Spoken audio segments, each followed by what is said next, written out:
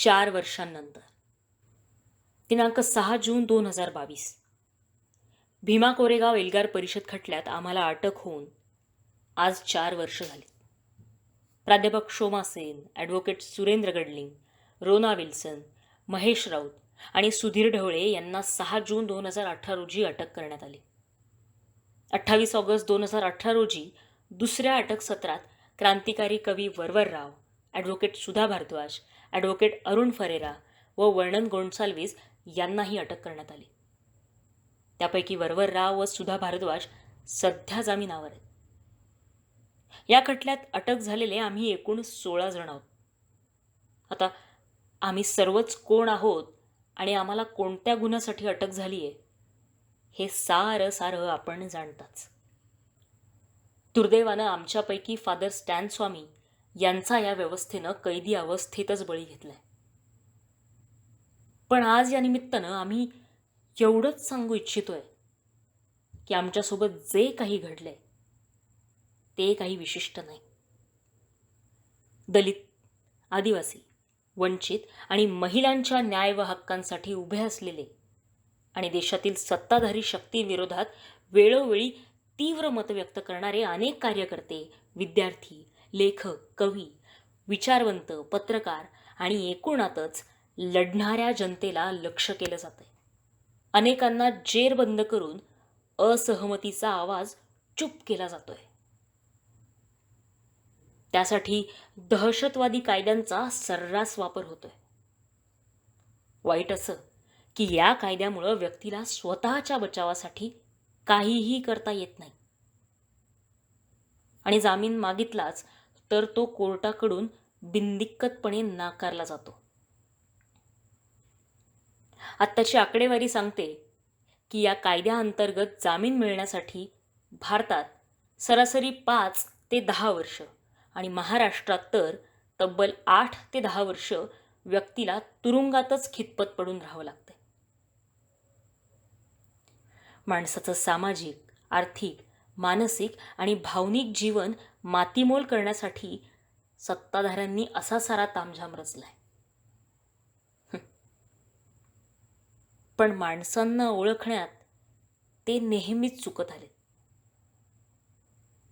त्यांना माहीतच नाहीये की आम्ही सारेच एका विचाराचे, एका जाणीवेचे बंदी आहोत.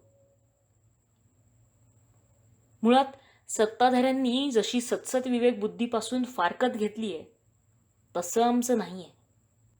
उलट त्यांनी काळोखात डांबूनही आम्हा सर्वांची सत्सत विवेक बुद्धी आजही जागी आहे. इतकंच नव्हे तर ती अधिक टोकदार होण्यास इथं येऊन मदतच झाली. आमच्या सर्वांच्याच जीवननिष्ठा कष्टकरी, वंचित, पीडितांच्या बाजूच्या आहेत. अन्याय, शोषण, लूट, भेदभाव आणि विषमतेविरोधात आम्ही सर्वांनीच वेळोवेळी आवाज उठवलाय, संघर्ष केलाय. मुळात या जालिम दुनियेत लढल्याशिवाय काहीही मिळत नाही आणि म्हणूनच भाकरीच्या संघर्षापासून मुक्ती संघर्षापर्यंतचा प्रवासही आम्ही केलाय. चारवाक, बुद्ध, कबीर, तुकाराम, शिवराय, भगतसिंग, फुले, आंबेडकर असा हा मुक्ती संघर्षाचा दैदिप्यमान विचार वारसा आम्हाला लाभलाय. चिरंतन स्फूर्ती देणारा ज्वलंत अंगार इतिहासाच्या पानापानातून धगधगतोय आणि आम्ही याचा एक लहानसा भाग आहोत याचं आम्हाला विलक्षण प्रेम आणि अभिमान वाटणं स्वाभाविकच आहे. आपल्या विचार आणि कृतींवर असलेला अढळ विश्वास आणि प्रतिबद्धतेमुळेच आम्ही आजवर ढळलेलो नाही आणि यापुढेही ढळणार नाही. मग आम्ही ब्राह्मणवादाचा, पेशवाईचा, इंग्रजांचा आणि हिटलरचा वारसा चालवणाऱ्यांच्या डोळ्यात खुपू लागलो तर त्यात नवल ते काय? आज देशाचा सत्यानाश करणारे देशभक्त ठरतायत तर निस्वार्थी सेवा देणारे, त्याग करणारे देशद्रोही. तर्क खुंटीला टांगून उन्मादी लोंढ्यांना मोकाट सोडण्यात आले. असत्य गोष्टी रेटून बोलून नव्हे, जाणीवपूर्वक पेरून धार्मिक ध्रुवीकरण घडवलं जातंय. उन्मादी राष्ट्रवाद देशाला एकाधिकारशाहीकडे घेऊन जातोय. अशा विषारी वातावरणात त्यांनी आम्हाला देशद्रोही ठरवणं आणि खोटं कुभांड रचून आम्हाला जेरबंद करणं स्वाभाविकच आहे. आम्हासारख्यांना तुरुंगात डांबून त्यांना वाटतंय की ते आम्हाला उद्ध्वस्त करू शकतील. पण त्यांचा तो गोड गैरसमज आहे. मागील 4 वर्ष आम्ही स्वतःला सातत्यानं जिवंत आणि प्रवाही ठेवलंय. आम्ही एकांतवासात आहोत. कधीकधी क्षणिक निराशेच्या काळोखातही आम्ही जाऊन आलोय.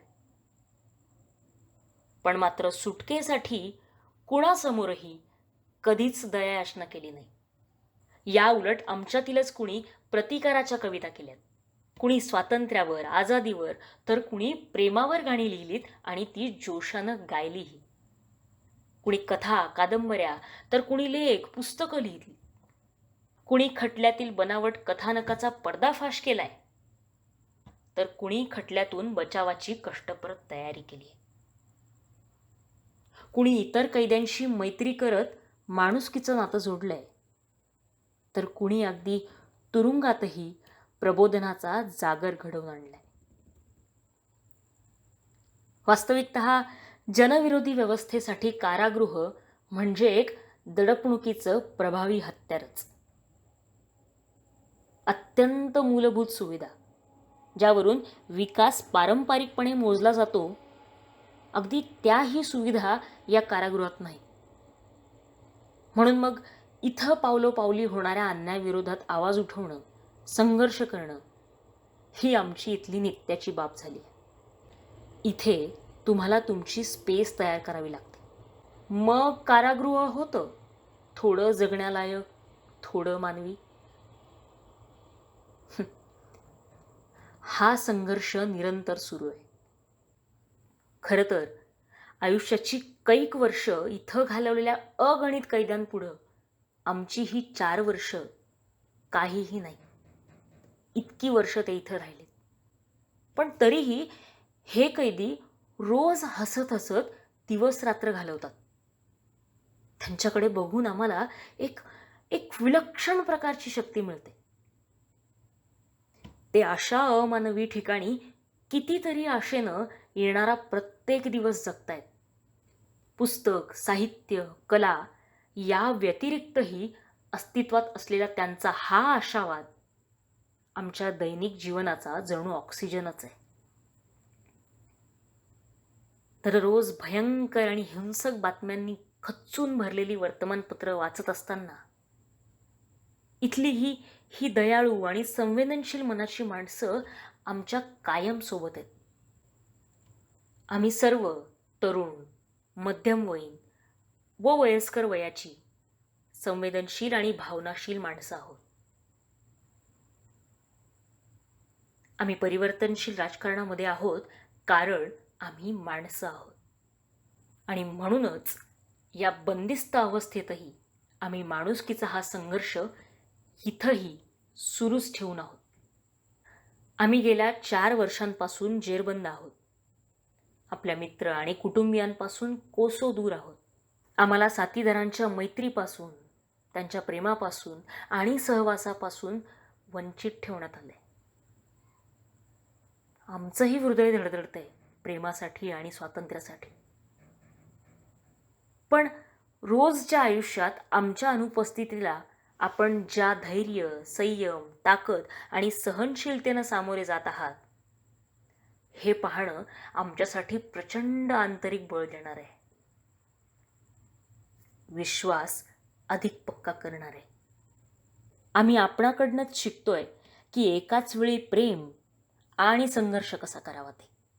या संकट काळातही आपण आपल्या वागणुकीतून आम्हाला सतत आठवण करून देत आहात की प्रेम हे एकत्रितपणात, ऐक्यात, लोकांच्या आवाजात आणि आपल्या आवाजात प्रतिबिंबित होतंय. खरं तर आमच्याबरोबर आमचे कुटुंबीय सुद्धा बाहेर बंदिस्त असतात. सर्वांनाच आपला आपला मानसिक आणि भावनिक संघर्ष करावा लागतोय. त्यातून समतोल मार्ग काढावा लागतोय आणि आमच्यासह सर्वांनाच सांभाळावं लागतंय. पण इतक्या हालअपेष्टा भोगत असून सुद्धा आपल्या चेहऱ्यावरील हास्य कधीच ढळत नाही. आपण आपल्या कृतीनेच दाखवून देत आहात की आपल्या अस्तित्वापेक्षाही मोठ्या असलेल्या एखाद्या गोष्टीचा भाग बनण्याचा अर्थ काय असतो.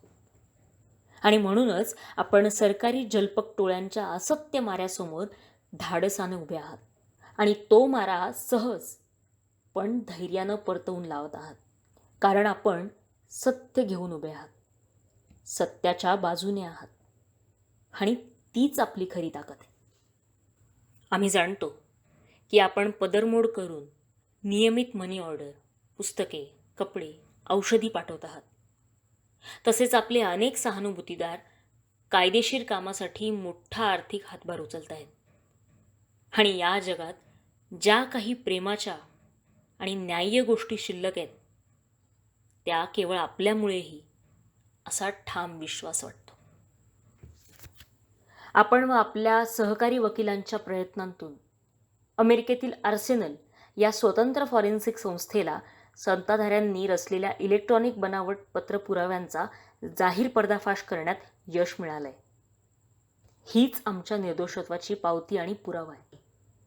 पण हे सत्य न्यायालयाच्या गळी उतरायला आणखी किती काळ जावा लागणार आहे, हे तारीख पे तारीख पद्धतीने चालणाऱ्या व सततच्या न्यायाधीशांच्या या खटल्यातून माघार म्हणजेच रेक्यूज प्रकरणांमुळे आज नक्की सांगता येणार नाही. पण या निमित्तानं जगभरातील मानवतावादी व पुरोगामी लोकप्रतिनिधींनी आणि जनतेनं सुरुवातीपासूनच या खटल्याच्या समर्थनार्थ आपला आवाज बुलंद केलाय. आमच्या बिनशर्त सुटकेची केंद्र शासनाकडे लेखी मागणी केली. त्यासाठी काहींनी स्वतंत्र प्रचार आणि मोहीमही राबवल्या आहेत आणि आम्हाला तुरुंगात पत्र, ग्रीटिंग्स पाठवली. या सर्व प्रयत्नांनी आमच्या स्वप्नांना नुसतंच बळ दिलेलं नसून या जगात न्यायाच्या, सत्याच्या, स्वातंत्र्याच्या बाजूने आवाज उठवणारी चांगली माणसंही खूप आहेत, ही अपेक्षाच खरी ठरवली. भारतातही अनेक कार्यकर्ते, विद्यार्थी, लेखक, कलावंत, माजी न्यायाधीश, वकील, पुरोगामी पक्ष, संघटना, शेतकऱ्यांच्या जनआंदोलनांनी आमच्या सुटकेसाठी सतत आवाज उठवलाय आणि कधी आंदोलनही केली. खरं तर या सगळ्यांचे आभार मानण्यासाठी आमच्याकडे शब्दच नाही आणि आम्ही आभार मानलेलं त्यांना आवडणारही नाही. पण भीमा कोरेगाव एल्गार परिषद खटल्याच्या समर्थनार्थ देश विदेशात मिळत असलेला हा अभूतपूर्व पाठिंबा, जनसमर्थन आणि कष्टदायी प्रयत्न एक दिवस नक्कीच रंग आणतील यात शंका नाही. हे खरं आहे की आपण सर्वांनीच एका अत्यंत भीषण अशा अंधकारमय काळात प्रवेश केलाय. पण इतिहास हेच सांगतो की जरी अत्याचाराची अनेक साम्राज्य अस्तित्वात आली, बहरली आणि भरभराटी झाली, तरी ती तात्कालिक परिस्थितीत जमीनदोस्त सुद्धा झाली. अगदी तसंच हेही साम्राज्य एक दिवस निघून जाईल. एक चांगलं आणि आशादायी जग तयार करण्यासाठी आपण सर्वांनी एकत्र येणं हीच काळाची खरी गरज आहे. आपण फक्त आपल्या मूलभूत हक्कांवरील हल्ल्यांविरुद्ध लढत नसून अशा एका चांगल्या, न्याय्य, समतावादी आणि प्रेमाधारित जगासाठी लढत आहात. शेकडो अन्याय, हजारो अत्याचारांपासून लाखो लोकांची चेतना आकार घेते.